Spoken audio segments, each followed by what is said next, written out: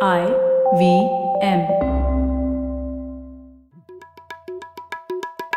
भाई हम हिंदुस्तानियों को बतियाना बड़ा पसंद है। बंगाली में अड्डा, उड़िया में खोट्टी, कन्नड़ा में हरटे और हिंदी में पुलियाबाजी। इस कला के लिए हमारी हर भाषा में एक शब्द है। तो प्रणय और मैं तो अक्सर मिलकर पुलियाबाजी करते ही रहते हैं। हमने सोचा कि आपको भी इसमें शामिल कर लिया जाए।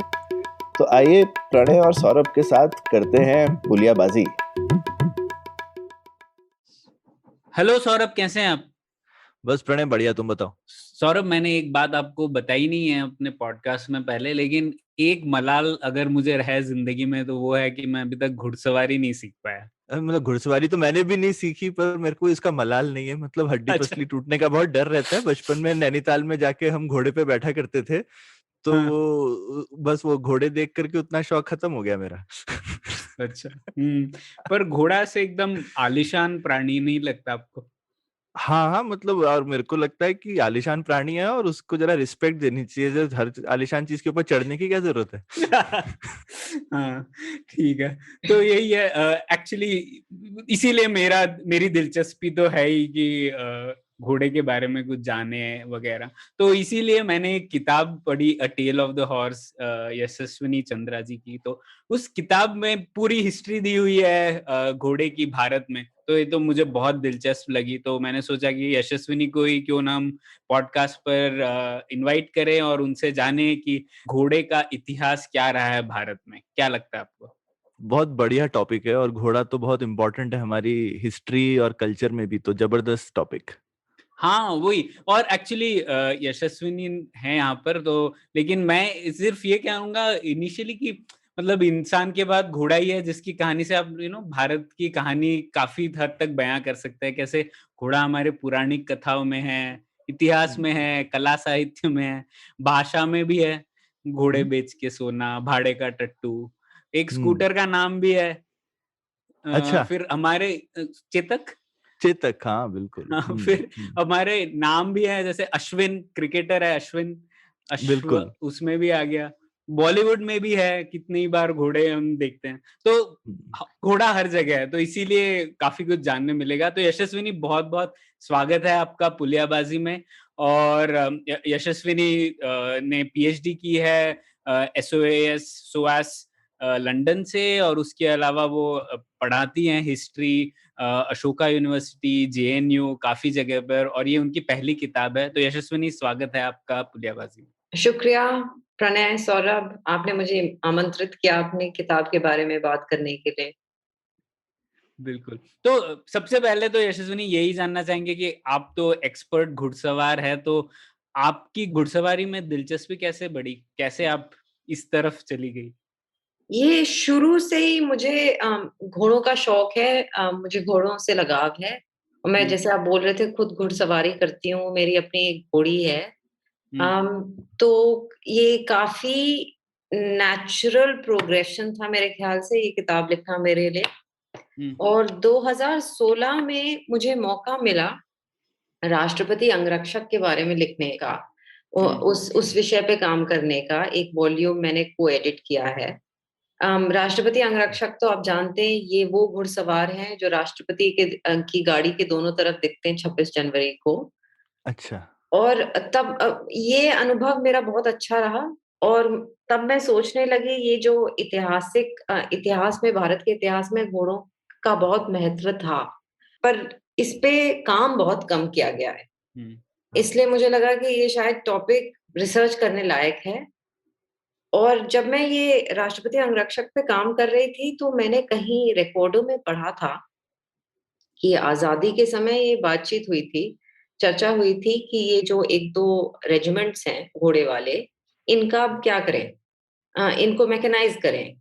तो फाइनली डिसीजन लिया गया था कि ये रेजिमेंट जरूरी हैं, जैसे हैं वैसे ही रहने देना चाहिए, क्योंकि ये वो प्रतीत करते हैं, वो जो ऐतिहासिक संबंध था, वो जो इतना महत्वपूर्ण संबंध था, ये हमें उनकी याद दिलाते हैं। तो इनको ऐसे ही रखना चाहिए। और तब मुझे लगा कि हाँ, ये बहुत अहम हिस्सा था भारत के इतिहास का, मनुष्यों के इतिहास का। और इसी वजह से मेरे ख्याल से मैं इस टॉपिक पे रिसर्च करने लगी और काफी लोगों ने मुझे उत्साहित किया। निर्मल कांति भट्टाचार्य जी हैं, वो मेरे मेंटर रह चुके हैं, उन्होंने सोचा कि ये बहुत अच्छा टॉपिक रहेगा। सो लकीली मुझे काफी सपोर्ट भी मिला और फिर मैं आगे बढ़ती गई। तो वैसे तो अब 2 कैवलरी रेजिमेंट है ना, एक जयपुर में और ये एक जो राष्ट्रपति अंगरक्षक है ना? हाँ, 61 कैवलरी, 61 कैवलरी। अच्छा, अच्छा। तो उसके हेडक्वार्टर्स जयपुर में हैं और ये राष्ट्रपति अंगरक्षक के हेडक्वार्टर्स तो प्रेसिडेंट्स एस्टेट में है, राष्ट्रपति भवन के अंदर। बिल्कुल, ठीक है। तो हम लोग आएँगे, इस पे तो बहुत चर्चा हो सकती है कैसे घोड़ों ने युद्ध को ही बदल दिया।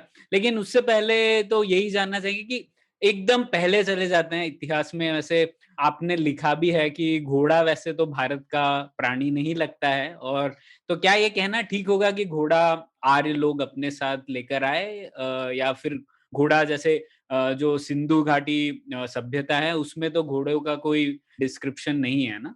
लगभग 8000 ख्रीष्टपूर्व तक ये जो इस सबकॉन्टिनेंट के जंगली घोड़े थे, हुँ, हुँ। वो विलुप्त हो गए ओके। और फिर काफी समय तक बहुत कम एविडेंस मिलता है हमें घोड़ों का। हुँ, ये हड़प्पन सिविलाइजेशन के शुरुआत और मध्य से बहुत कम एविडेंस मिलता है। हुँ, ज्यादातर एविडेंस वो जो लेट हड़प्पन पीरियड से मिलने लगता है। तो जहां तक हमारी समझ है, ये घोड़ों का आना हिंदुस्तान में सब कॉन्टिनेंट में हम इंडो आर्यंस के आने के साथ जोड़ सकते हैं।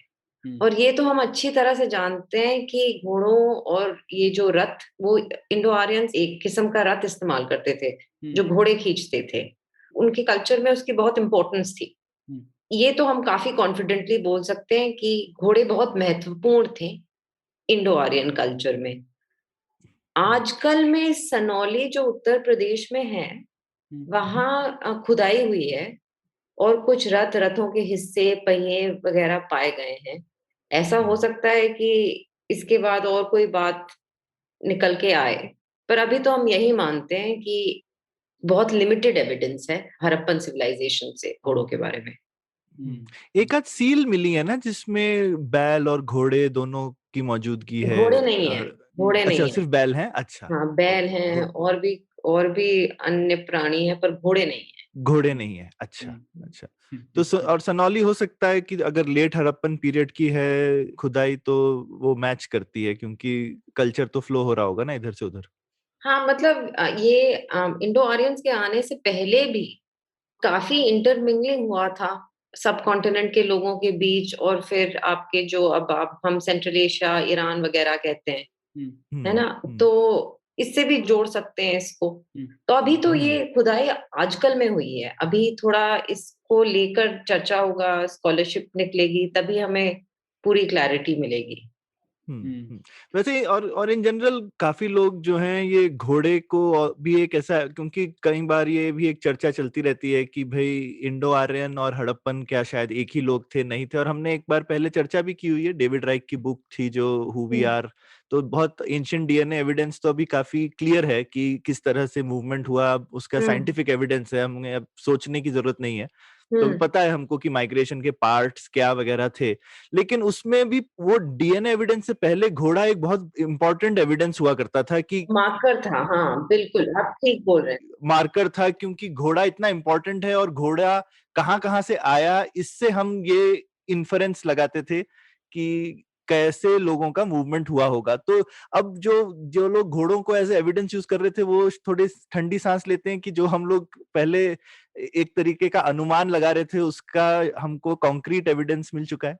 हाँ, ये आप बिल्कुल ठीक कह रहे हैं क्योंकि अब तो जेनेटिक रिसर्च है, तो काफ़ी हुँ, कंक्लूसिव रिसर्च हुआ है, पर इसके पहले घोड़े एक मार्कर होते थे, क्योंकि हुँ, ये काफ़ी कॉन्ट्रास्ट था शुरू में इतना कम एविडेंस है घोड़ों का, अचानक एविडेंस ही एविडेंस है, तो हुँ, बीच में हुँ, आई मीन ऑब्वियसली कोई तो गैप ज़रूर था। हुँ, हुँ, बिल्कुल। हुँ, तो आपने ये रथ की बात कही, तो पहले तो मैं थोड़ा समझना चाहूँगा कि ये रथ जो थे, इसका मतलब ये है क्या कि लोग ऐसे घोड़े पे अभी हम लोग जैसे बैठते हैं घोड़े पे नहीं, वैसे नहीं नहीं, बैठते थे नहीं, और नहीं, सिर्फ रथ का प्रयोग करते थे? ये इंडो आर्यंस रथ का प्रयोग करते थे जो घोड़े खींचते थे। हुँ, तो हुँ, जैसे योद्धा वगैरह भी रथ पे सवार होते थे। हाँ, धीरे-धीरे लोग घोड़ों पे चढ़ के युद्ध छेड़ने लगे। मौर्यन पीरियड तक ये जो कैवलरी वॉरफेयर था वो काफी वेल एस्टैब्लिश था। ये प्राचीन काल की फौजें होती थी, ये चतुर्भंग होती थी। तो इनमें 4 आर्म्स होते थे, जिनमें से एक चैरियट भी होता था और एक ये घुड़सवार भी होते थे, जो घोड़े पे सवार होके लड़ते थे। पर ये जो इंडो आर्यंस का प्रयोग था चैरियट्स का, ये रथों का, इस वजह से ये काफी फटाफट फैल सके उत्तर भारत में और अपने आप को स्थापित कर पाए। तो तो ये आपने बड़ी इंटरेस्टिंग चीज बताई यशस्विनी। मेरे को हमेशा लगता था कि पहले इंसान ने, क्योंकि रथ बनाना भी आसान नहीं है, लोग हमेशा सोचते हैं कि सिर्फ पहिए की जरूरत है, पर पहिए के साथ बहुत इंपॉर्टेंट चीज होती है एक्सेल बनाना। तो जब तक एक्सेल ठीक से नहीं बनेगा तो रथ ठीक से नहीं बनेगा। तो एक पहिया प्लस एक्सेल, अब हम इंजीनियर लोग हैं तो हम इनसे बड़े फैसिनेटेड रहते हैं इन सब चीजों से। तो पहिया और एक्सेल की जो इन्वेंशन हुआ जिससे रथ बनने लगे, तो घोड़े पे चढ़ने के लिए भी काफी कुछ चीजों की जरूरत है और काफी इन्वेंशंस लगी, जिससे जैसे कि जो ऊपर उसका सैडल होगा या जिसको स्टिरअप्स बोलते हैं या स्पर बोलते हैं, या घोड़े की नखेल है बेसिकली, और घोड़े के नीचे पाए में जो लोहा नखेल डाली जाती है वो सब हॉर्सशू है। नाल सॉरी, हाँ, नखेल तो नाक में होती है और नाल जो होती है घोड़े के पैर में। तो ये सारी चीजें जो हैं बहुत इंपॉर्टेंट इन्वेंशंस हैं। तो इनका ऑर्डर किस तरह से रहा, क्या चीज पहले बनी क्या चीज बाद में, ये थोड़ा समझाइए ना।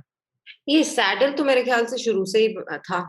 अच्छा। और ये जो स्टिरअप, जैसे आप मेरी किताब में देखेंगे एक तस्वीर होगी गुप्ता पीरियड की, एक टेराकोटा प्लाक है, उसमें एक घुड़सवार है जो घोड़े पे सवार है, घोड़े पे बैठा है, पर उसने अपने पैर लपेट के रखे हैं घोड़ों के दोनों तरफ, क्योंकि तब स्टिरअप था नहीं, स्टिरअप उसने स्टिरअप का इस्तेमाल था नहीं, वो जिसमें हम पैर फंसा के बैठते हैं घोड़े पे। और वो लगभग 10वीं सदी में हिंदुस्तान में यूज होना शुरू हुआ स्टिरअप। अच्छा, इतना देर से, ओके। हाँ, फ्रॉम अबाउट आई थिंक, हाँ, 9th 11th सेंचुरी, तो काफी लेट। और फिर ये जो सारे सल्तनत पीरियड तक ये जो सारे हिस्से होते हैं, जिसको हम अंग्रेजी में कहते हैं टैक या हॉर्स इक्विपमेंट जिसको कहते हैं, ये सारा आपका सैडल और फिर रकाब, स्टिरअप वगैरह, ये सब सल्तनत पीरियड तक सारे हिस्से मौजूद थे, सारे हिस्से इस्तेमाल होते थे। और नाल भी लगभग तब से 10वीं सदी से इस्तेमाल होना नहीं, नाल जैसे दक्षिण भारत में नाल काफी लेट आई, आप मान के चलिए 12वीं सदी से। सो ये धीरे धीरे हुआ, ये जो प्रोग्रेस, ये जो घुड़सवारी का प्रोग्रेस हुआ वो धीरे धीरे हुआ, ये सारे जो टेक्नोलॉजिकल इनोवेशंस थे वो धीरे धीरे आए। पर आप जैसे अगर आजकल के हिसाब से सोचेंगे तो सोचेंगे कैसे बिना स्टिरअप के लोग घुड़सवारी कर रहे थे, पर उन दिनों में घोड़े छोटे होते थे। अच्छा। तो उनका जो स्ट्राइड होता था, उनके जो वो छोटा होता था। तो ये नहीं कि बिना स्टिरअप के लोग घुड़सवारी नहीं कर सकते थे। आई मीन ये जो गुप्ता पीरियड में तीरंदाजी भी करते थे घोड़े पे बैठ के बिना स्टिरअप्स के। लेकिन रथ पहले आया घुड़सवारी से आपके हिसाब से? नहीं, दोनों साथ में, दोनों मेरे साथ ख्याल, में? हाँ, अच्छा। दोनों साथ में ही होंगे, पर धीरे धीरे रथ का इस्तेमाल खत्म हो गया। अच्छा। हाँ, so by the turn of the Christian period रथ का इस्तेमाल लगभग खत्म ही होने लगा। अच्छा, लेकिन जैसे महाभारत रामायण में तो मैंने घोड़े का सिर्फ एक ही प्रेजेंस देखा, जो अश्वमेध यज्ञ होता है उसमें घोड़ा होता है। और महाभारत में तो घोड़े बहुत ज्यादा हैं क्योंकि रथ, बहुत हर कोई रथ पे ही सवार होता है। और रामायण में भी रथ था, मतलब उनको रथ या घोड़ा गाड़ी में एटलीस्ट वो वनवास के लिए छोड़ने जाता है ना, जो उनका साथ होते हैं। तो राम और सीता आई थिंक घोड़ा गाड़ी में ही जाते हैं, सरयू नदी क्रॉस करने के लिए जब जाते हैं तो घोड़ा गाड़ी में जाते हैं वो। पर वो रथ था कि घोड़ा गाड़ी थी वो पता नहीं। तो बेसिकली वो जो जिस समय में भी वो कहानियां बनी उस समय घोड़ा गाड़ी रथ वगैरह कॉमन ही थे इंडिया में। हाँ, वो जो वॉर चैरियट जो रथ युद्ध में इस्तेमाल होते थे वो तो 7वीं सदी तक इस्तेमाल होते रहे। अच्छा। मतलब वो धीरे धीरे उनका इस्तेमाल खत्म हुआ, और ट्रांसपोर्टेशन के लिए इधर उधर आने जाने के लिए तो रथ इस्तेमाल, एक किस्म के रथ मतलब जिनको पालकी कह सकते हैं, पालकी जैसे नहीं, एक्चुअली वो भी काफी कम हो गया, लगभग कम ही हो गया रथ का इस्तेमाल होना। अच्छा। मतलब जैसे फॉर एग्जांपल मुगल पीरियड से कुछ रेफरेंसेस हैं जिनको हम वो कैरेजेस कह सकते हैं, वो घोड़े खींचते थे, पर ऐसे रेफरेंसेस कम है, ज्यादातर ऐसी गाड़ियों को बैल खींचते थे हिंदुस्तान में। तो और एक बहुत दिलचस्प बात पढ़ी मैंने आपकी किताब में कि जैसे ऋग्वेद में गाय से ज्यादा घोड़ों पर ही चर्चा की गई है, तो वो भी दिखाता है कि काफी घोड़ों की तादाद शायद ज्यादा थी, महत्व भी ज्यादा था उस समय। हाँ, ये प्रोफेसर आरसी शर्मा जी ने गिनती की है कि ऋग्वेद में घोड़ों का जिक्र गाय से ज्यादा है, और ये तो यही इंडिकेट करता है कि कितनी इम्पोर्टेंस थी घोड़ों की। गाय की उपयोगिता, महत्व बढ़ता ही गया है। अभी भी हम गाय भैंस तो देखते रहते हैं, जबकि घोड़ों का इस्तेमाल तो लगभग खत्म ही हो गया है। आजकल कहाँ घोड़े दिखते हैं, कभी कभार सड़क पे कोई घोड़ा दिख गया, या किसी बारात में घोड़ी दिख गई। मतलब उसका यूज जितना ज्यादा था एक जमाने में, उतना लिमिटेड है अब। बस कुछ शौकीन लोग ही राइडिंग करते हैं, कुछ रिमोट एरियाज में अभी भी लोग घोड़ों का इस्तेमाल करते हैं इधर उधर आने जाने के लिए। तो ये जो मेरा रेफरेंस है किताब में, ये यही दर्शाता है कि एक जमाने में जैसे गाय महत्वपूर्ण थी, वैसे ही घोड़े भी महत्वपूर्ण थे। और घोड़े का महत्व तो मॉडर्न मैकेनाइज्ड एरा में ही खत्म हुआ है। और जैसे आप बोल रहे थे, हमारे प्राचीन इतिहास में, हमारे शास्त्रों वगैरह में तो बहुत ज्यादा रेफरेंसेस हैं। अश्वमेध यज्ञ, ऋग्वेद में ऐसे काफी मंत्र हैं जो अश्वमेध यज्ञ के दौरान पढ़े जाते थे। रामायण महाभारत में समुद्र मंथन की कहानी है, जब असुरों ने और देवों ने मिलके समुद्र का मंथन किया था। और एक जो खास चीज उभर के आई, निकल के आई, वो घोड़ा था, उच्छ्रवस। फिर वो जो शालिहोत्र अश्वशास्त्र है, उसमें ये कहानी दी गई है कि घोड़े आसमान से टपक के आए। और फिर रामायण महाभारत में भी अश्वमेध यज्ञ का जिक्र है। फिर कितने सारे भगवान हैं, उनके वाहन घोड़े हैं। जैसे विष्णु भगवान का 10 अवतार जो आने वाला है कल की, वो घोड़े पे सवार होके आएंगे कहते हैं। और फिर सूर्य भगवान का रथ 7 घोड़े खींचते हैं। तो घोड़ों का सिंबॉलिक इम्पोर्टेंस तो बहुत ज्यादा रहा है शुरू से ही। कहानियां तो बहुत हैं, और मैं तो अभी बस क्लासिकल कहानियों की बात कर रही हूँ। आप फोक कल्चर में देखेंगे तो और भी काफी मीनिंग्स निकल के आएंगी। और आपने लिखा भी है जैसे बुद्धिस्ट रिलीजन में भी घोड़ों का उल्लेख होता है, और गौतम बुद्ध से भी जुड़ी हुई है घोड़ों की कहानी भी। तो मतलब सिर्फ हिंदू रिलीजन में भी नहीं, बाकी जो भारत के रिलीजन है वहां पर भी घोड़ों का उल्लेख होता है।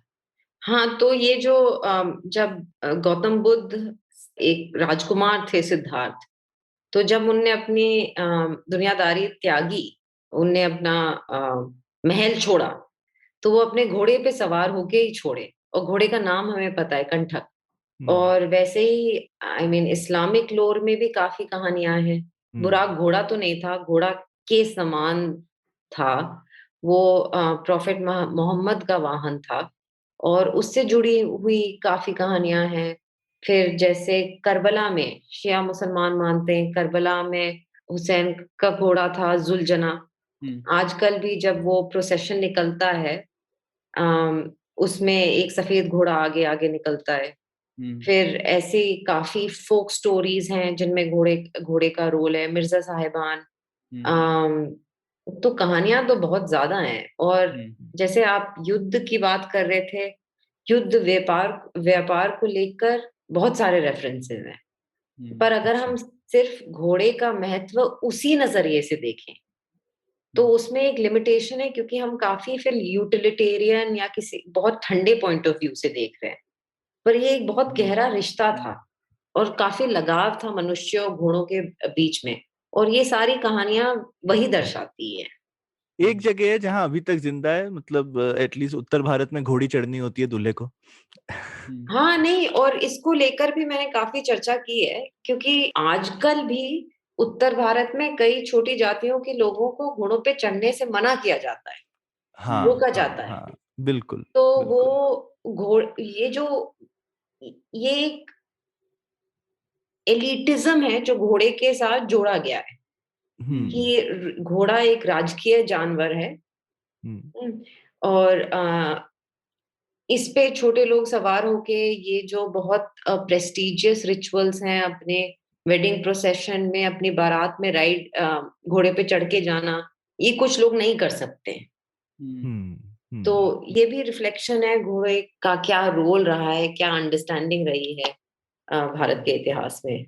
ऐसा क्यों लगता है यशस्विनी आपको, ऐसे क्यों हुआ इतना?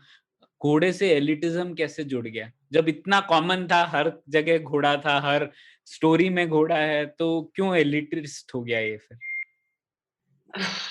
क्योंकि ज्यादातर घोड़ा आइडेंटिफाई किया जाता था राजा महाराजों, बादशाह, सुल्तानों के साथ। जैसे अगर मैं एक आपको एग्जांपल दूं, मुगल पीरियड से रेफरेंसेस हैं, महिलाएं घुड़सवारी करती थी।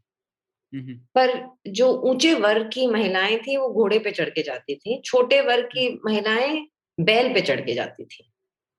तो वो एलिटिज्म तो रहा है घोड़े से जुड़ा हुआ, पर हम ये नहीं कह सकते कि घोड़े सिर्फ ऊंचे वर्ग के लोग इस्तेमाल करते थे। जैसे काफी रिसेंटली तक राजस्थान में कुम्हार लोग अपने छोटे छोटे घोड़ों का इस्तेमाल करते थे, अपना सामान उस पे ट्रांसपोर्ट करते थे। तो ये तो है, ये एलिटिज्म तो रहा है। अरे मुझे एक और चीज लगती है कि घोड़े, अब यशस्विनी शायद मुझे करेक्ट कर सकती हैं, कि घोड़े हिंदुस्तान में बहुत पॉपुलर हुए लेकिन हमेशा एक इम्पोर्टेड एनिमल था। तो हाँ, उसके साथ हमेशा इम्पोर्टेड चीज जो है उसमें एलिटिज्म अपने आप आ जाता है ना, तो इतने सालों तक रहा। लेकिन और ये मुझे कभी समझ में नहीं आया कि जैसे हम बाहर से गाय भैंसों की ब्रीड्स भी लेकर आए हैं, उसके बाद लोकली अच्छी ब्रीडिंग करते रहे हैं, लेकिन घोड़ों के साथ ऐसा नहीं हुआ। हमारा घोड़े हिंदुस्तान का सबसे बड़ा इम्पोर्ट रहे हैं पूरी हिस्ट्री में। तो हाँ, उससे एक एलिटिज्म तो बनता है इम्पोर्टेड चीज का, पर ऐसा क्यों हुआ ये मुझे नहीं पता। यशस्विनी ये बताइए। ये तो प्राचीन काल से काफी हद तक घोड़े हिंदुस्तान में इंपोर्ट किए जा रहे थे, ये आप ठीक बोल रहे हैं। पर ऐसा नहीं कि घोड़ों की उत्पत्ति हिंदुस्तान में बिल्कुल नहीं होती थी। अच्छा। स्पेशली कुछ जगहों में जैसे पंजाब, सिंध, गुजरात में प्राचीन काल से घोड़े ब्रीड किए जा रहे थे। अच्छा, जैसे वो काठियावाड़ी घोड़ा जैसे पॉपुलर है उधर हाँ, पे। उसके एंसेस्टर्स मान के चलिए। काठियावाड़ी तो हाँ, फिर भी, जिसको हम अब काठियावाड़ी कहते हैं, वो तो नया मॉडर्न घोड़ा है। ब्रीड है। अच्छा, पर उसके एंसेस्टर आप मान के चलिए। ठीक है। तो हम ऐसा नहीं कह सकते कि घोड़े की बिल्कुल ब्रीडिंग होती नहीं थी हिंदुस्तान पे, पर जितनी ठीक। भी होती थी वो कम होती थी। जो पूरी मांग थी वो हिंदुस्तानी घोड़ों से पूरी नहीं होती थी, और मांग तो बहुत थी क्योंकि घोड़े प्रथम थे युद्ध में। और खासकर अरबी घोड़े हिंदुस्तान में बहुत, जैसे वो लकड़ी की काठी गाना भी, उसमें घोड़ा अपना अरबी है। अरे हाँ, बिल्कुल, आपने बिल्कुल ठीक बोला। और ये घोड़ा बेच के सोया भी इस वजह से आया क्योंकि बहुत व्यापार होता था घोड़ों को लेके, और काफी मुश्किलों का सामना करके सौदागरों को व्यापार करना पड़ता था। इसलिए ये कहावत आई है, घोड़ा बेच के सोया, क्योंकि बड़ी मुश्किल से घोड़े को बेच के उसने थोड़ा अच्छी नींद। सांस ली होगी, हाँ। हाँ, क्योंकि उसको अरब देश से लाना वगैरह ही ये तो मुझे लगता है कि वो भी एक जो है, एक अरबी घोड़े हिंदुस्तान में इतने पॉपुलर रहे हैं, तो शायद जो भी रीजन रहा होगा। एक तो पता नहीं, अरब में इतना डेजर्ट रहता है, उन लोगों ने कर लिया, हमने क्यों नहीं किया। पर ये ठीक है, उस समय मेक इन इंडिया पॉपुलर नहीं होगा। नहीं, 3 सोर्सेस थे जिस जहां से घोड़े आते थे। एक तो सेंट्रल एशिया से, अच्छा। अफगानिस्तान से होते हुए ओवरलैंड रूट से इंपोर्ट होते थे, ये पैदल चल के आते थे। और आप सोचिए, पहाड़, रेगिस्तान वगैरह सब कुछ क्रॉस करके आते थे। ट्रेडर्स को काफी मुश्किलों से जूझ के घोड़े लाते थे। घोड़े मरने का, चोरी होने का डर था, फिर रेगिस्तान में खोने का डर था, माउंटेन पासेस में फंसने का डर था, तो काफी मुश्किलों से जूझ के आते थे। और तिब्बत से अच्छा। भी घोड़े इंपोर्ट होते थे, ये वेस्टर्न तिब्बत, लद्दाख वगैरह से, वो एक रूट था। और दूसरा रूट था अब जो Nepal, Bhutan, north east India, southern China, यूनान से होते हुए आपका बिहार, बंगाल आना। और फिर ये भी पैदल आते थे, ओवरलैंड रूट से आते थे। और जो तीसरा सोर्स था, ये आप जैसे बोल रहे अरब, जिसको हम मिडल ईस्ट कहते हैं, ईरान, इराक, यहाँ से आते थे। यहाँ के घोड़ों की बहुत मांग थी। ज्यादातर घोड़े सेंट्रल एशिया से आते थे, पर ये जो अरबी घोड़े वगैरह थे, इनकी बहुत मांग थी। इनके साथ बहुत प्रतिष्ठा जुड़ी हुई थी। इनको बहुत अच्छा मानते थे। और ये समुद्र के रास्ते आते थे लगभग 10वीं शताब्दी से। और जो अब जब ये हम ओवरलैंड ट्रेड की बात करें, तो शुरू में तुर्की काफी ओवरलैंड ट्रेड करते थे। और फिर क्योंकि ज्यादातर ट्रेड अफगानिस्तान से होके आता था, ये जाहिर सी बात है, क्योंकि और ये बहुत लाभदायक ट्रेड था। इतनी ज्यादा मांग थी कि व्यापारी काफी प्रॉफिट बना सकता था इससे। तो क्योंकि ये अफगानिस्तान से होते हुए आता था, काफी अफगान लोग इस व्यापार के साथ जुड़ गए। जैसा नॉर्मल डिफेंस इक्विपमेंट के साथ होता है ना, तो उस समय का डिफेंस इक्विपमेंट घोड़ा था, घोड़े तो थे, हमेशा बिल्कुल प्रॉफिटेबल ही रहेगा। बिल्कुल बिल्कुल। तो आप सोच सकते हैं, क्योंकि क्लाइंटेल काफी हाई क्लाइंटेल थी। ये राजे महाराजे बड़े बड़े लोगों को घोड़े बेच रहे थे। तो जैसे शायद प्रॉफिट, हिंदुस्तान से हम लोग शायद हाथी बेच के कमाते होंगे थोड़ा पैसा। हाँ अब इतना मैंने हाथी के बारे में नहीं देखा है, पर हाँ, हाथी शुरू से हिंदुस्तानी प्राणी था। प्राणी है तो, और हाथी भी हमारा डिफेंस इक्विपमेंट था तो। हाँ हाँ हाँ, नहीं, और ये जो आपकी ये जो दिल्ली सल्तनत थी, इनकी तो पॉलिसी थी सारे अच्छा। घोड़े हाथी को मोनोपोलाइज करना।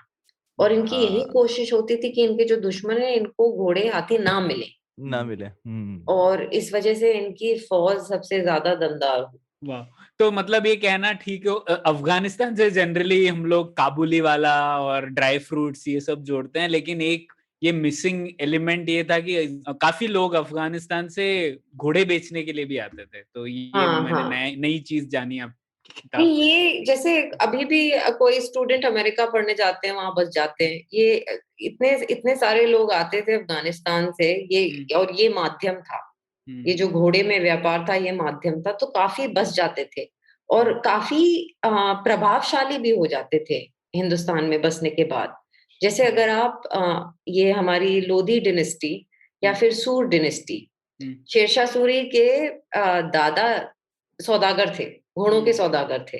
अच्छा। तो हाँ, तो इनका बैकग्राउंड ही ये था। क्योंकि आप जैसे बोल रहे थे, ये सबसे ज्यादा सबसे इम्पोर्टेंट डिफेंस इक्विपमेंट था, वेपन था। तो जो बहुत बड़ा व्यापारी होता था, बहुत सौदागर होता था, वो बहुत प्रभावशाली होता था, और इसका वो पूरा फायदा उठाते थे। बेसिकली आर्म्स डीलर जो है वो राजा ही बन गए। हाँ बिल्कुल, परफेक्ट परफेक्ट एग्जाम्पल। हाँ। ये अभी भी होता है। अभी भी होता है, छोटे देशों में लोग ऐसा कर लेते हैं कभी कभी। हाँ। सही, ये बहुत ही दिलचस्प बात थी मेरे लिए। तो अब आप दोनों ने युद्ध में घोड़ों का इस्तेमाल और उसके ऊपर चर्चा की, तो उसी में थोड़ा बेहतर समझने की कोशिश करते हैं।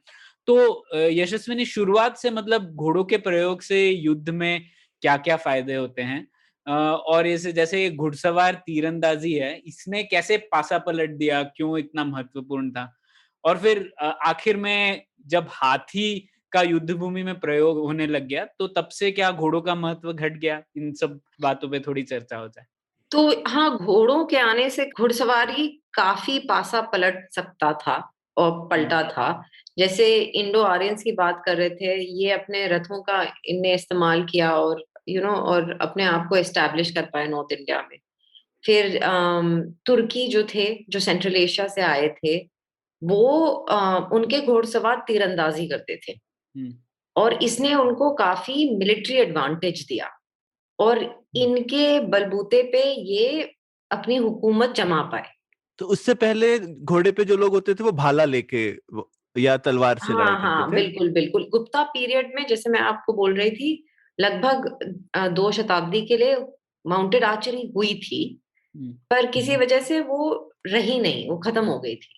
और फिर पहले भी हम लेकिन एक लड़ाई में सुनते हैं ना, अलेक्जेंडर और पोरस की लड़ाई में भी अलेक्जेंडर घोड़ों का यूज कर रहे थे, पोरस के पास बहुत हाथी थे लेकिन उस समय पे भी तो हाथी का इस्तेमाल तो प्राचीन काल से है है लड़ाई में ना। हिंदुस्तान हाँ। में। और ये हम ये नहीं कह सकते कि घोड़ों के आने से बिल्कुल उनका इस्तेमाल खत्म हो गया। मुगल पीरियड तक वो इस्तेमाल हाथी का इस्तेमाल बिल्कुल। करते रहे, पर धीरे धीरे हाथी का महत्व कम हो गया। और अंग्रेजों को आने तक, इन्फेंट्री रेवोल्यूशन होने तक, हमारी जो आई वुड से 10वीं सदी से जो हिंदुस्तान की फौजें थी वो घुड़सवार सेंट्रिक थी। हाथी थोड़े से रह गए पर घोड़े बढ़ते गए हाँ, बिल्कुल, बिल्कुल। क्योंकि स्पीड है, speed over power basically. Speed over power, yes, yes. और जैसे मुगल आर्मी थी, मुगलों की फौज थी, इसमें कंबाइंड आर्म्स टैक्टिक होता था। तो मतलब अच्छा। घुड़सवार भी होते थे, हाथी भी हो सकते थे, और फिर इनकी तोपें, बारूद का भी इस्तेमाल था, फिर इन्फेंट्री भी थे, तो ये काफी कॉम्बिनेशन था। पर जैसे मैं बोल रही थी, हाँ, घुड़सवार शायद सबसे ज्यादा महत्वपूर्ण थी। मतलब भारत के बाहर भी देखे तो जैसे मंगोल्स हैं, उन लोगों के लिए भी घुड़सवारी और घोड़ों के बल पर वो लोग अपना साम्राज्य काफी फैला पाए थे, और उन्होंने तो काफी ऐसे इनोवेशंस भी किए थे ना कि हर राइडर के लिए 2 घोड़े होते थे, एक नहीं, हाँ, तो जिससे कि वो ज्यादा डिस्टेंस भी ट्रैवल कर पाए, एक घोड़ा थक गए तो दूसरा भी, तो शायद घोड़ों का बहुत, मैं कह सकते हैं उस टाइम का सबसे इम्पोर्टेंट वेपन था, तो इसीलिए काफी जो आउटकम्स हैं वॉर्स के, वो घोड़ों से थोड़ा बहुत समझ सकते हैं हम। जी, जी, बिल्कुल, बिल्कुल। और जैसे आप जैसे बोल रहे हैं, अकबर ने भी इंसेंटिवाइज किया था। आई हम्म, मीन जो घुड़सवार 2 घोड़े लेके आते थे, हम्म, उनको ज्यादा अच्छा तनख्वाह मिलती थी। अच्छा, हम्म, लोगों को अपने घोड़े खुद लाने पड़ते थे, राजा नहीं देता था घोड़े कि तुम घुड़सवार आ गया तो? नहीं, आई मीन अच्छा। जैसे अब इतने सारे किंगडम्स थे हिंदुस्तान में, अब हम अलग-अलग किंगडम्स, अलग-अलग राजे, महाराजे, सुल्तान अलग प्रथा फॉलो करते थे। अच्छा। जैसे वो जो मराठा थे, जो बहमनी सल्तनत को सर्व करते थे, या फिर उसके बाद बीजानगर या अहमदनगर को सर्व करते थे, वो 2 किस्म के होते थे। हम्म, बागीर होते थे, जिनको घोड़े दिए जाते थे, जिनको घोड़ा स्टेट देता था, या हम्म, फिर सिलेदार होते थे जो अपने घोड़े खुद लेके आते थे। हम्म, अच्छा, ये सब पर फर्क भी था। हाँ, जैसे मुगल एम्पायर में जो सारे मनसबदार होते थे, जो सारे अफ़सर होते थे मुगल हाँ, एम्पायर के, ये उनकी रिस्पॉन्सिबिलिटी होती थी, घुड़सवारों को रिक्रूट करना, और इंडिविजुअल घुड़सवार अपने घोड़े खुद लेके आते थे। पर हम्म, जो घुड़सवार 2 घोड़े लेके आते थे, उनको ज़्यादा अच्छी तनख्वाह मिलती थी। बिल्कुल। और शायद ये भी दर्शाता है, शायद उस समय इन अ वे इतनी ज्यादा आर्मी की ट्रेनिंग स्टेट स्पॉन्सर तो थी नहीं, लोग खुद ही बोल के आते होंगे कि देखो हमें लड़ना आता है, तो जिनको पास घोड़े होंगे वही लोग घुड़सवारी अच्छे से सीखते भी होंगे। ऐसा तो है नहीं कि आप किसी स्कूल में भर्ती हो गए और फिर आपको बिल्कुल, ट्रेनिंग मिल रही है, बिल्कुल, अब आप बिल्कुल। घुड़सवार बन जाइए। बिल्कुल, ठीक है, बिल्कुल। ये तो ठीक आपने और बात बताई। सप्लाई बॉटलनेक सौरभ, घोड़ा था ना, इंसान थोड़ी ना थे। हाँ, इंसान बहुत है इंडिया में, घोड़े कम थे। हाँ, नहीं, नहीं, तो कम हम जैसे मैं बोल रही हूँ, हम ऐसा नहीं कह सकते कि कम थे, हम्म, क्योंकि हम्म, इतने ज़्यादा घोड़े आते थे। हम्म, 17th सेंचुरी में 30,000 और 100,000 के बीच एनुअली घोड़े इंपोर्ट होते एक थे। लाख घोड़ा साल का। हाँ, पर फिर भी मतलब लेकिन इम्पोर्ट हो रहा है तो फिर हमेशा एक वैल्यूएबल कमोडिटी तो हो गई ना। हाँ, नहीं, और जैसे आप बोल रहे थे, क्योंकि ये वैल्यूएबल कमोडिटी थी, हम्म। जो ऊँचे वर्ग के लोग होते थे, राजा, यू नो या जो बादशाह, लोकल जमींदार होंगे या हम्म, फिर जो जागीरदार होंगे। हाँ, बादशाह, सुल्तान, मनसबदार, जागीरदार वगैरह थे, वो हम्म, इम्पोर्टेड घोड़े पसंद करते थे। हम्म। और जो आम सिपाही था, वो जो घोड़ा मिला उसी से काम चलाता था। और हाँ। ज्यादातर तो जो लोकल स्थायी घोड़े होते थे, उसी से काम चलाता था। ये तो जैसे अच्छा। अभी भी आप देखिए, अगर किसी के पास फॉरेन इम्पोर्टेड गाड़ी है, हम्म, हाँ, तो हम तो यही कहेंगे, बिल्कुल, अच्छा, तो बड़ा ओहदा, आदमी हाँ, है, उनका बड़ा ओहदा आदमी है, बढ़ जाता रईस है। आदमी है, वो स्टेटस सिंबल हो गया। हम्म, बिल्कुल। और लेकिन शायद लड़ाई में तो मुश्किल भी होता होगा ना, क्योंकि हिंदुस्तानी घोड़े जैसा आपने बोला उनका कद वगैरह छोटा है, तो अगर उस पे कोई लड़ने जाए, आई मीन लड़ाई के लिए शायद कम इस्तेमाल होते होंगे वो घोड़े, या घोड़ा गाड़ी और इन सब कामों नहीं, में ज्यादा यूज होते होंगे। ऐसा देखिए, नहीं था? अब ऑल दिस इतने हिस्टोरिकल रेफरेंसेस नहीं है, हम्म, और अच्छा। इस किस्म की बात मुझे कुछ थोड़ी समझ में नहीं आती। हम्म, अच्छा। जैसे हम ये नहीं कह सकते कि ये घोड़े बेहतर थे, ये घोड़े बेकार थे, ये घोड़े युद्ध में ज्यादा अच्छा करते थे। काफी कुछ हमारी समझ पे निर्भर है। हम्म, अगर हम किसी अच्छा। चीज, जैसे अगर मोबाइल फोन को इस्तेमाल करके कॉल्स ही करना है हम्म, ना, हम्म, तो कोई नॉर्मल सा नोकिया भी चलेगा। हम्म, हम्म, हम्म, हाँ, पर अगर मुझे दिखाना है कि मेरे पास लेटेस्ट टेक्नोलॉजी है, मेरे पास हम्म, ये मेरा फोन मेरा स्टेटस सिंबल बन गया, तो मैं लेटेस्ट iPhone 12 लेके आऊंगी, हम्म, हम्म, है ना? तो हम्म, ऐसा मेरे ख्याल से थोड़ा दिखाने वाली ऐसा चीज भी इसमें इम्पोर्टेंट हाँ चीज। हाँ, और मुझे लगता है ये बिल्कुल मुमकिन है, जो घोड़े यहाँ भी ब्रीड होते थे उनसे काम चल जाता था। लेकिन एक इम्पोर्टेड घोड़े की शान थी शायद। हाँ, शान थी, बिल्कुल बिल्कुल बिल्कुल। ये इम्पोर्टेंट पॉइंट था। अब आ जाते हैं दक्षिण भारत में, तो जैसे ज्यादातर चर्चा घोड़ों की उत्तर भारत के बारे में ही होती है, लेकिन दक्षिण भारत से भी घोड़ों का नाता रहा है ना। और एक ये कहा जाता है कि दक्षिण भारत में घोड़े नहीं थे, इसलिए दक्षिण भारत के कुछ इतने फैल नहीं पाए। तो इसके बारे में आप क्या कहेंगे? और शायद दक्षिण भारत का एक नाता भी था, अरब से घोड़े आते थे, तो थोड़ा बताइए उस बारे में। आप ठीक कह रहे हैं कि लगभग 12वीं सदी से दक्षिण भारत में भी घुड़सवारी काफी फैल गई हम्म, और कैवलरी का रोल काफी बढ़ गया, और इसलिए मांग भी बढ़ गई। और ये जो घोड़े ज्यादातर इंपोर्ट होके दक्षिण भारत आते थे, वो मिडिल ईस्ट से आते थे, समुद्र के रास्ते आते थे। दक्षिण भारत में कई सारे राज थे, वो एक दूसरे से लड़ते रहते थे, हम्म, तो जाहिर सी बात है कि मांग बहुत ज्यादा होगी। और फिर कुछ ट्रैवलर्स, लगभग मेरे ख्याल से 12th 13th सेंचुरी की बात कर रहे हैं, हम्म, मार्को पोलो थे या अब्दुल्ला वसफ था, दक्षिण भारत के कुछ क्षेत्रों के बारे में इन्होंने कहा कि यहाँ घोड़ों की उत्पत्ति या तो हो नहीं सकती या होती नहीं है। हम्म, हम्म, अच्छा। पर जैसे 15वीं शताब्दी तक काफी घोड़ों की उत्पत्ति दक्षिण भारत में भी हो रही थी। जो विजयनगर एम्पायर थे, उसके जो आम सिपाही थे, वो अपने लोकल घोड़ों का इस्तेमाल करते थे, देसी घोड़ों का ही इस्तेमाल करते थे। फिर जो मराठा थे, वो ज्यादातर अपने ही घोड़े ब्रीड करते थे। एक पूरी अच्छा। नस्ल घोड़ों की निकल के आई, ये जिसको दक्षिण के घोड़े कहते हैं, भीमा पोनीज कहते हैं। और वो शायद एक इम्पोर्टेंट चीज है, अगर आप बड़ा एम्पायर बनना चाहते हैं, चाहे जैसे विजयनगर बना या मराठा बना, जब तक आपके पास घोड़ों की सप्लाई सिक्योर नहीं होगी तो मुश्किल ही था उस जमाने में। जी, बिल्कुल बिल्कुल। आत्मनिर्भर बन। एटलीस्ट डिफेंस में थोड़ा सा होना ही चाहिए हाँ, ना। नहीं, आत्मनिर्भर, पर ये जैसे ये जो आयात था, ये जो व्यापार था, इसकी वजह से काफी हद तक दूसरे देशों के साथ लिंक्स भी बने, हम्म, एक कल्चरल एक्सचेंज भी हुआ, जो भी जरूरी है। काफी माइग्रेशन, वहां से लोग आए, यहाँ से लोग गए, तो ये जो नाते बने दुनिया के साथ, ये भी हिस्टोरिकली काफी इम्पोर्टेंट रहे हैं। बिल्कुल, वो तो है। एक इसमें दक्षिण भारत में ही थोड़ा और बेहतर समझना चाहता हूँ। एक तो जैसे आपने कहा है कि विजयनगर के लिए भी वेस्टर्न कोस्ट से काफी अरबी घोड़े वो आयात करते थे। तो इसका मतलब कर्नाटका से भी नाता है ना, क्योंकि वो भटकल वगैरह वहां से काफी घोड़े हम्म। लाते थे। तो इसके बारे में थोड़ा बताइए। जैसे हम सौरभ, आपने तो यहाँ पे अली अस्कर रोड भी देखा ही होगा बैंगलोर में, बिल्कुल तो वो बिल्कुल। अली वो अस्कर तो भी घोड़ों के सौदागर थे, बड़े हाँ, बहुत बड़े घोड़ों के सौदागर थे। तो कुछ बताइए ना इसके बारे में यशस्विनी, की वेस्टर्न कोस्ट से कैसे होता था ये व्यापार? कौन थे ये व्यापारी? भारतीय थे या अरबी लोग थे? क्या होता था? अच्छा, शुरू से ही इतनी मांग थी घोड़ों की, ये अरबी घोड़ों की, हम्म, कि जो अलग अलग रूलर्स थे साउथ इंडिया के, अलग अलग राजा महाराजा सुल्तान थे, वो इस व्यापार को इंसेंटिवाइज करने के लिए इस हद तक कि अगर जैसे व्यापारी किसी घोड़ों की पूंछ कान दिखाएं, हम्म, हम्म हम्म, तो वो पैसे दे देते थे। हाँ, क्योंकि आप सोच सकते हैं कि घोड़े 20-22 दिन चल के आ रहे हैं समुद्र के रास्ते, हम्म, जहाजों में सब इतने सारे घोड़े ठुसे हुए हैं, हम्म, कैजुअलिटी रेट्स बहुत हाई थी।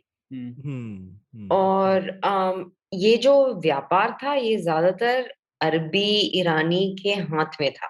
ये ज्यादातर सौदागर मिडिल ईस्ट के होते थे। हम्म और जैसे नॉर्थ इंडिया की उत्तर भारत की हम बात कर रहे थे, ये अफगान सौदागर होते थे, वो आके यहाँ बसते थे। वैसे ही साउथ इंडिया में, आपके दक्षिण भारत में, ये जो अरबी, ईरानी, इराकी व्यापारी थे, ये कई आके बस जाते थे। आपने अली अस्कर का उदाहरण दिया, ये तो अभी काफी रिसेंटली 19वीं शताब्दी की बात है। ये शिराज से आके बैंगलोर आए, क्योंकि इन्होंने सुना था कि बहुत ज्यादा मांग है, ये हिंदुस्तान में, दक्षिण भारत में अरबी घोड़ों की। तो ये आए अपने घोड़े लेके और बैंगलोर को अपना मुख्य ठिकाना बनाया, और इनके अच्छे नाते रहे मैसूर के महाराजा के साथ। और जो ब्रिटिश कमिश्नर थे मार्क गबन, आई थिंक एक पूरा पार्क है मार्क गबन पार्क गबन पार्क, हाँ। बैंगलोर में। तो ये काफी प्रभावशाली हो गए। ये फर्स्ट जनरेशन इमिग्रेंट थे, पर क्योंकि घोड़ों के साथ इनका नाता था, घोड़ों की वजह से ये सारे रिश्ते बना पाए। ये काफी प्रोमिनेंट सिटीजन हो गए बैंगलोर के, और इसीलिए इनके नाम का एक रोड है। और इनके वंशज अभी भी बैंगलोर में हैं। इनके पोते थे मिर्जा इस्माइल, जो मैसूर के दीवान रहे, फिर जयपुर हैदराबाद के भी दीवान रहे। जयपुर में MI रोड है बहुत फेमस। हाँ हाँ हाँ हाँ।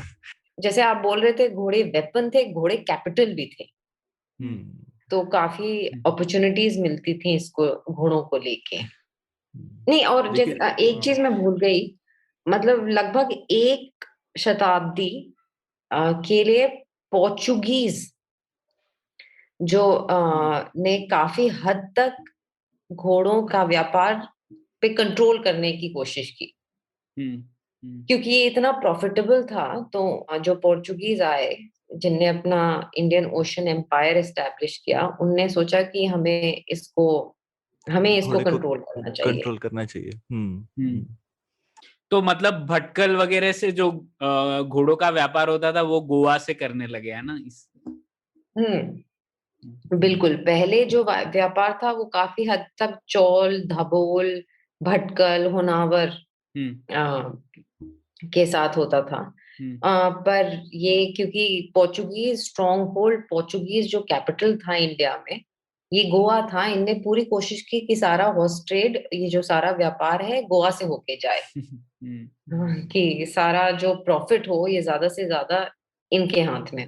इस मामले में अंग्रेजों ने काफी मोनोपोली बनाई टेक्सटाइल में और ओपीएम में, पर उन्होंने घोड़ों को छोड़ दिया समहाउ। तो क्योंकि घोड़ों का महत्व तब तक खत्म हो रहा था, क्योंकि मैकेनाइजेशन हो रहा था, इंडस्ट्रियल रेवोल्यूशन हो चुका था। फिर वो जो युद्ध का नेचर बदल रहा था, वो जिसको हम इन्फेंट्री रेवोल्यूशन कहते हैं। इन्फेंट्री और आर्टिलरी दोनों ही आ गया था। हाँ हाँ हाँ। तो इन एनी केस घोड़ों का जो प्रयोग है, घोड़ों का जो महत्व है, कम ही हो रहा था। पर जैसे मैं बोल रही थी, अगर आप सिर्फ घोड़ों के बारे में व्यापार या युद्ध के नजरिए से देखें, तो आप ये शायद मिस कर जाएंगे, ये इम्पोर्टेंट पॉइंट आप मिस कर जाएंगे कि बहुत एक रिश्ता था, एक नाता था। मतलब आपने घोड़ों को ठीक ही आपने डिस्क्राइब किया, वेपन्स, पर वेपन्स अजीवित होते हैं। बिल्कुल बिल्कुल। हाँ, क्योंकि घोड़े इतने शानदार, इतने खूबसूरत, इतने प्यारे जानवर होते हैं। काफी मनुष्यों के साथ रिश्ते भी बने, और इसीलिए मैं इतनी सारी कहानियों के बारे में किताब में लिखती हूँ। मशहूर लोग, उनके मशहूर घोड़े, राणा प्रताप, चेतक, एक बाबूजी थे राजस्थान में, वो अपने घोड़ी के पीछे पागल थे। एक कहानी मुझे बहुत दिलचस्प लगी, एक राजू खान थे, खोखर राजपूत थे राजस्थान के। उनकी एक बड़ी प्यारी घोड़ी थी, घोड़ी चोरी हो गई, फिर वो बिल्कुल बावले हो गए।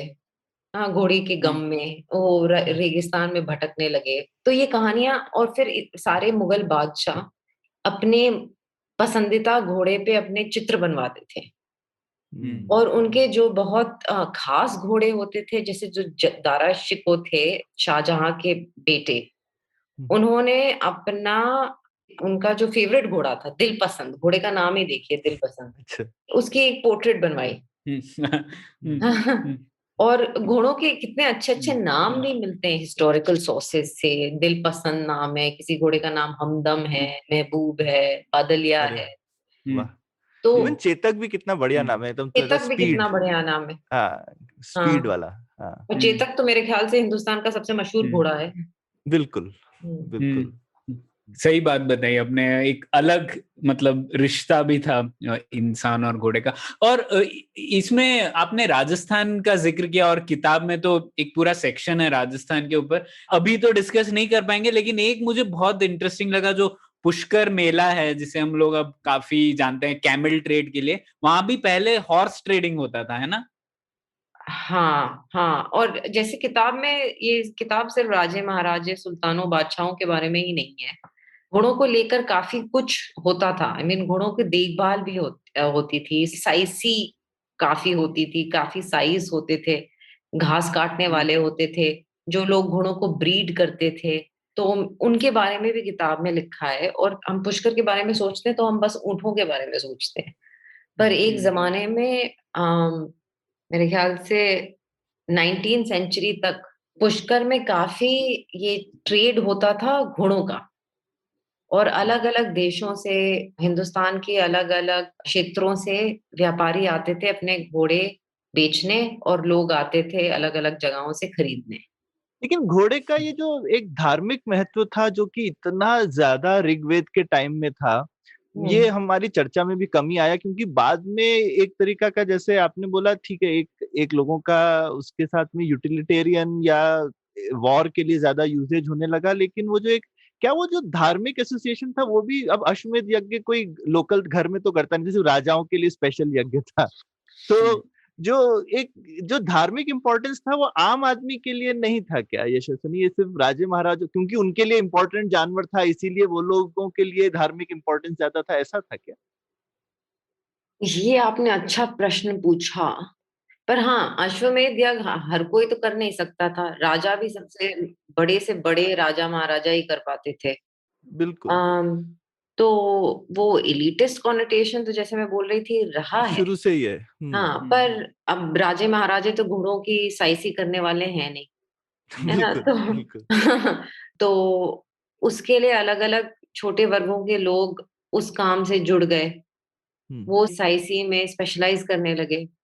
तो घोड़े का जो प्रेजेंस था, हम्म घोड़ा तो हिंदुस्तान के पूरे कल्चर में, पूरे समाज में उसका एक जमाने में प्रेजेंस था। लेकिन जिस तरह से गाय का आई थिंक हर एक पर्सनल घरों से ताल्लुक बन गया, वैसा घोड़े का नहीं बना, तो एक तरह से वो भी शायद रीजन है कि घोड़े का महत्व जो कम हो गया है ओवर टाइम। हाँ, आप ठीक बोल रहे हैं, पर जैसे राजस्थान में काफी लोग अपने मतलब के लिए ही हम्म घोड़े को ब्रीड करते थे। अच्छा अच्छा, तो हाँ, वहां ये जैसे कल्चर था, उस एरिया में हाँ, ये कल्चर रहा हाँ, कि घोड़े के साथ जो शौक, हाँ। क्योंकि एक एक सोसाइटी में या तो कुछ धर्म कर्म काम से बन जाए चीज, या फिर एक शौक डेवलप हो जाए तो भी एक बन जाता है, जैसे नहीं, पर अब हाँ। यूटिलिटेरियन, जैसे आप, मैं आपको एग्जांपल दे रही थी, कुम्हार अपने घोड़ों पे अपना जो हाँ, मिट्टी यूज करते सामान हैं। वगैरह सब कुछ अपने घोड़ों पे ट्रांसपोर्ट करते थे। बिल्कुल बिल्कुल। तो हम्म फिर हम ये नहीं कह सकते थे कि घोड़े सिर्फ कुछ वर्गों के साथ जुड़े हुए होते थे। और शायद घोड़ा रखना महंगा भी है ना, एक ये भी शायद सच्चाई है। हाँ, ये भी सच्चाई है, ये भी बिल्कुल सच्चाई है। पर हाँ। हम ये सोच सकते हैं, जैसे जो बड़ा आदमी होगा उसके हम्म पास या तो तुर्की या अरबी घोड़ा होगा, हम्म खासकर अरबी। हम्म और जो छोटा आदमी होगा वो जो भी छोटा मोटा घोड़ा, टट्टू, या फिर कोई देसी घोड़े के साथ ही अपना काम चलाएगा। तो वो डिस्टिंक्शन रहता है, जैसे हम बात पर कर रहे चाहे थे। घोड़ा हिंदुस्तानी हो चाहे विदेशी, लेकिन घोड़ा रखना तो कहते हैं ना, मतलब महंगा काम ही होता है। हाँ हाँ, महंगा तो हम्म होता है। तो ये भी शायद एक एक रीजन हो सकता है, हिंदुस्तान में मतलब गरीबी तो शुरू से ही रही है, तो हाँ। हाँ, मेरे ख्याल से। ठीक है, तो अंत में यही जानना चाहूंगा यशस्विनी, जैसे अंग्रेज आए तो आपने किताबों में लिखा है कि अंग्रेज जैसे भारतीय नस्ल के जो घोड़े थे उन्हें थोड़ा ऐसे नीचे देखते थे, जो उनका जो रेसिज्म था वो सिर्फ इंसानों तक सीमित नहीं था। तो इसके बारे में कुछ बताइए ना, कैसे? और आप बोलती हैं कि आप तो वैसे भी इत्तेफाक नहीं रखती कि भारतीय घोड़ों का भी काफी प्रयोग था, तो क्यों ऐसे अंग्रेजों को ये फीलिंग था? कुछ बताइए इस बारे में। नहीं, जैसे मैं आपके साथ, जैसे मैं पहले बता रही थी, एक शान जुड़ी हुई थी विदेशी विलायती घोड़ों के साथ। इसीलिए मैं ये कहना पसंद नहीं करती हूँ कि ये घोड़े अच्छे हैं, ये घोड़े बुरे हैं, क्योंकि ये अपनी पसंद की बात है और अपनी हम्म मान्यता की पसंद है। जैसे जब अंग्रेज आए तो उन्होंने कहा कि हमारे घोड़े अच्छे हैं, ये हिंदुस्तानी घोड़े सब बेकार हैं, हम्म और हिंदुस्तानी घोड़ों का बिल्कुल इस्तेमाल लगभग खत्म ही हो गया। हम्म और अलग अलग घोड़े अलग अलग काम में अच्छा करते हैं। जैसे कुछ घोड़े रेसिंग में अच्छे होते हैं, कुछ घोड़ों पोलो में इस्तेमाल होते हैं, कुछ घोड़ों हम्म युद्ध में ज्यादा बेहतर उनका प्रयोग होता होगा। तो और अंग्रेजों का ये कहना कि हमारे घोड़े हमारे घोड़े अच्छे हैं, इनके घोड़े बेकार हैं, ये तो यही है जैसे मनुष्य के बारे में भी बोलते थे, ये अरे ये बड़े बैकवर्ड किस्म के लोग हैं, ये थोड़ा ये अच्छे ज्यादा अच्छी रेस नहीं है। वही लॉजिक है लगभग। और ऐसा कुछ नहीं, मतलब हिंदुस्तानी घोड़ों से जैसे आपने कहा, मतलब मराठा लोगों ने पूरे हिंदुस्तान पे भी राज किया ही ना हिंदुस्तानी घोड़े यूज करके, तो ऐसा हाँ, जो लोग जैसे घोड़ों को पालेंगे, जैसे घोड़ों के साथ जुड़ जाएंगे, वो तो उन्हीं को अच्छा मानेंगे। ये तो थोड़ा सब्जेक्टिव मैटर है। नहीं, ये आपने बहुत अच्छी बात बताई। Thank you. ठीक है, तो बहुत मजा आया यशस्विनी, शुक्रिया आप आए पुलियाबाजी पर। और हम हमारे श्रोताओं को मैं जरूर कहूंगा कि ये किताब जरूर पढ़िए, बहुत कुछ जानने मिलेगा, और हम लोग लिंक तो शेयर करेंगे एपिसोड डिस्क्रिप्शन में। तो शुक्रिया यशस्विनी। थैंक यू यशस्विनी। शुक्रिया। उम्मीद है आपको भी मजा आया। यह पॉडकास्ट संभव हो पाया है तक्षशिला इंस्टीट्यूशन के सपोर्ट के कारण। तक्षशिला पब्लिक पॉलिसी में शिक्षा और अनुसंधान के लिए स्थापित एक स्वतंत्र संस्था है।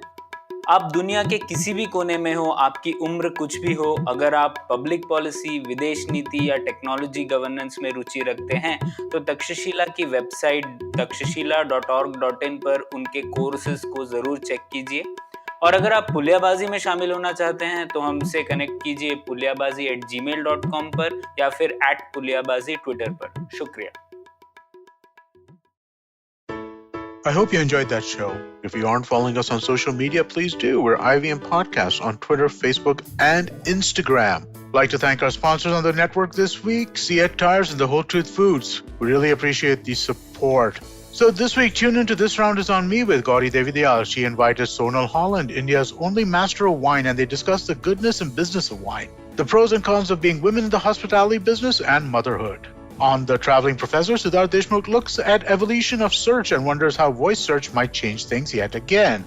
On Advertising is Dead, Varun Dugirala featured Anirudh Singla of Pepper Content. He shared his perspective on the term content and how he sees it going forward. On Storytellers and Storysellers, Vinny spoke to Ayushman Sinha, head of Represent, a music talent management agency. He spoke about life as a manager and about nurturing new talent and paving a progressive career path for them. On Cyrus Says, we had entrepreneur, businesswoman, and Ruckus Avenue radio host Alexandra Masur. They discussed ethnicity, life as Desi American, Seema Auntie's matchmaking show, and a lot of other fun stuff. Also, IVM has an hour every Sunday on the Ruckus Avenue Radio Network, a US-based radio station that caters to the South Asian community. It's available on Dash Radio, and you can catch the episodes on the IVM Likes feed every Monday. On The Habit Coach with Ashton Doctor, Ashton asks us to commit to sleep and prioritize it over every party, work deadline, or binge watch session, as it is a crucial time when the body slows down for maintenance and recovery. And with that, I hope to see you again next week. Working Monday to Friday glued to your chair making you feel dull? Worry not. Get your 5-minute weekly dose of travel around the world with Postcards from Nowhere. Join me every Thursday as I explore the strange, obscure, and fascinating parts of the world and bring out facets of travel you may not have thought of before. You can find us on the IVM Podcast app, website, or wherever you get your podcast from.